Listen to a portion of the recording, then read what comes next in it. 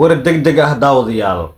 ciidankii ugu badnaa oo markaasi ka tirsan beesha mursade oo soo gaaray magaalada muqdisho. haddaba maxay tahay sababta ugu weyn oo markaani ciidankan ay u soo gaareen magaalada muqdisho? xildhibaan jacfar oo markaani soo dhaweyntiisii ugu horreysay u sameeyay ciidanka ka tirsan macawisleyda beesha mursade ayaan kula wadaagi doonaa xog iyo sidoo kale macluumaad dheeraad ah ayaan kaaga hayaa arrintan. siyaasiyiinta mucaaradka oo markaani soo bandhigay doorashadu ay doonayaan, iyadoo markaani doorashadu ay maanta miiska doorashooyinka la yimaadeen ay ka agdhowdahay dowladda federaalka Soomaaliya midii ay doonaysay oo qof iyo cod ah. doorashooyinka Soomaaliya oo beesha caalamka awoodii ugu badnaa ay haatan ku yeelatay. waxaan kula wadaagi doonaa sababta ugu weyn oo beesha caalamka awoodda doorashooyinka Soomaaliya ay haatan ugu lug yeelatay. qodobada kalena waxaa qayb ka noqonaya maxaa ka socda degmada Jallaqsi, dagaal mise mucjiso, guryo gubanaya,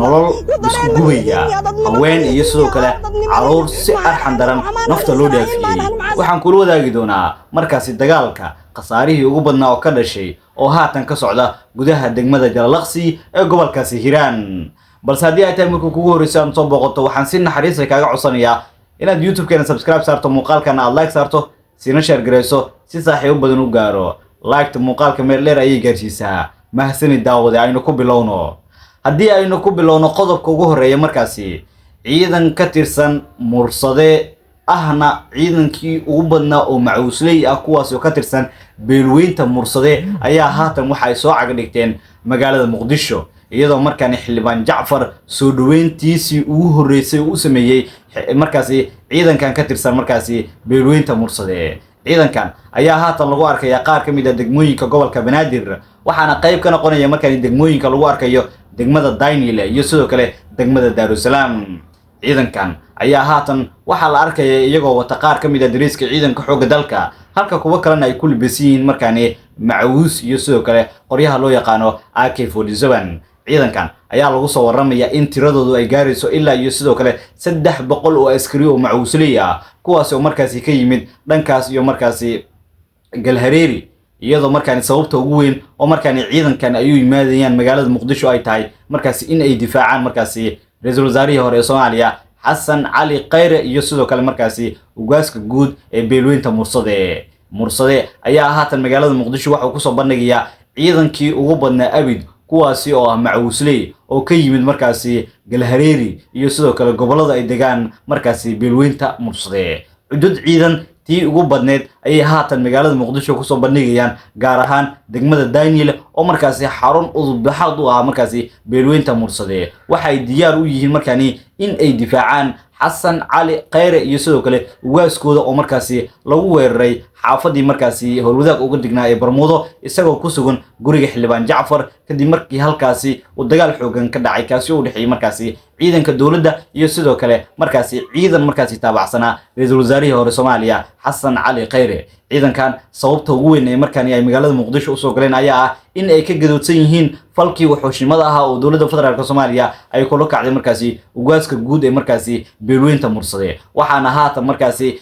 ciidankii ugu badnaa markaasi ay ku soo qulqulayaan kuwaasi oo macawisley ah magaalada muqdisho. madaxweynaha waqtigiisu soo dhamaaday ee xasan sheekh maxamuud oo haatan xaaladdu ay ku xun tahay, iyadoo markaani marba markii kasii dambeyso ay isa soo tarayaan markaasi ciidanka markaasi imaanaya gudaha caasimadda Soomaaliya muqdisho, iyadoo maalmihii ugu dambeeyay dowladdu ay ku howleed markaasi hubka dhigis ay ku sameynayso qaar ka mid ah markaasi siyaasiyiinta mucaaradka. qodobada kalena markaasi waxaa qayb ka noqonaya markaani mucaaradka Soomaaliya, gaar ahaan golaha samata bixinta mucaaradka ayaa goordhow waxay soo saareen markaasi doorasho qof iyo cod ah oo u eg misana ka dadban. haddaba waad isweydiinaysaa maxay tahay markaani siyaasiyiinta mucaaradka doorashada ay soo bandhigeen? aniga ayaa kaa dabageynaya. siyaasiyiinta mucaaradka haatan waxa ay soo bandhigeen doorasho ay markaasi ka agdhow markaasi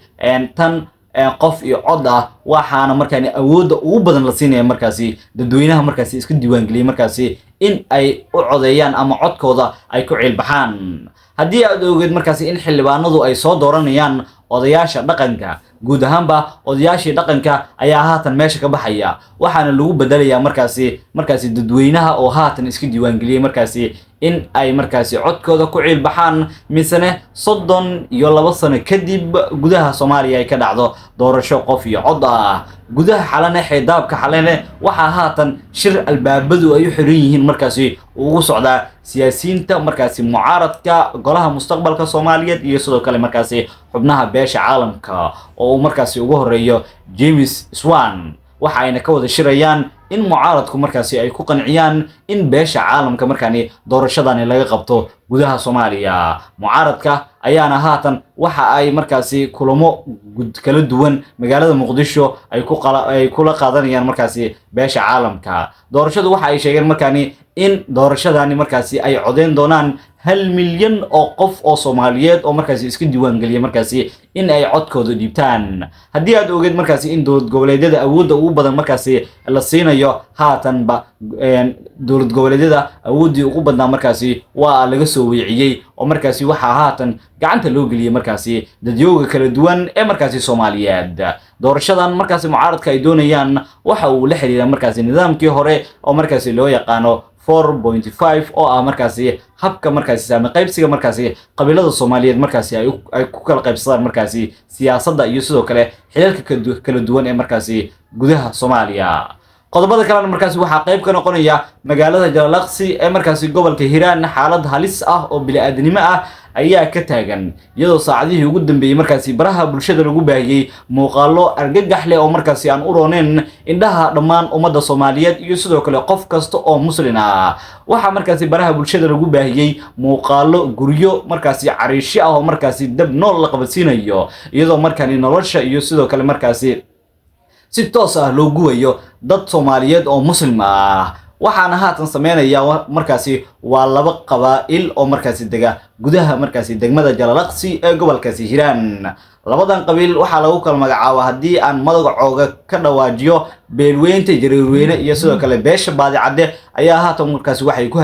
ku hardamayaan gudaha degmada Jalalaqsi ee gobolkaasi Hiiraan iyadoo markaani dagaalkii ugu cuslaa iyo kii qasaaraha ugu badnaa uu haatan ka soconayo gudaha degmada Jalalaqsi ee gobolkaasi Hiiraan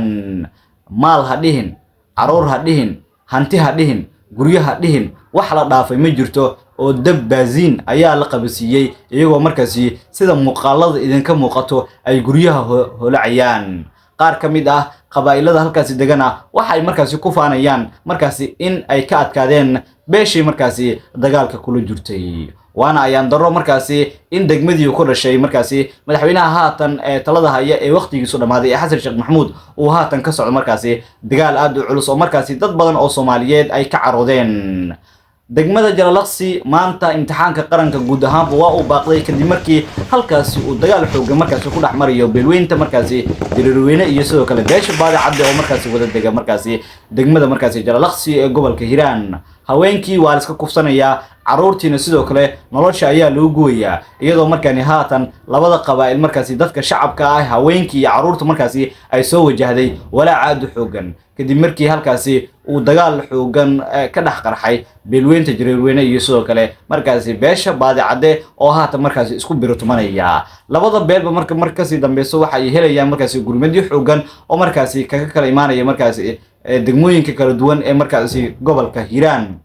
ilaa haatana ma jirto markaasi war rasmi ah oo markaasi ka soo baxay markaasi maamulka Hirshabeelle oo aan ahayn baaq nabadeed oo ay leeyihiin waa in la joojiyaa markaasi dagaalka ka socda iyagoo markaasi labada qabiilba markaasi fariin u direeya waa hadda amar ma jiraya waxay leeyihiin waa in labada qabaa'il ay joojiyaan xabadda waa maamulkii dhan oo markaasi mas'uul ka ah markaasi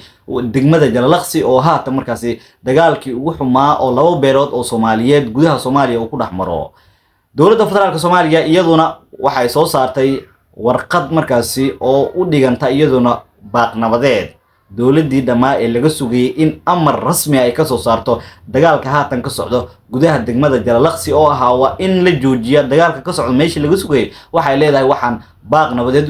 u jeedinaynaa labada qabiil ee markaasi halkaasi ku dagaalamaya waana foolxumo in 2026 ay haatan laba qabiil oo Soomaaliyeed ay isku dagaalayaan misna sidoo kale dhiigoodu ay isku daadinayaan qayb kamid ah geyga Soomaaliya iyadoo haanba imtixaankii qaranka maanta uu ka baaqday degmada Jalalaqsi wixii warar oo ka soo kordho dhacdadan iyo sidoo kale dhacdooyinkii ugu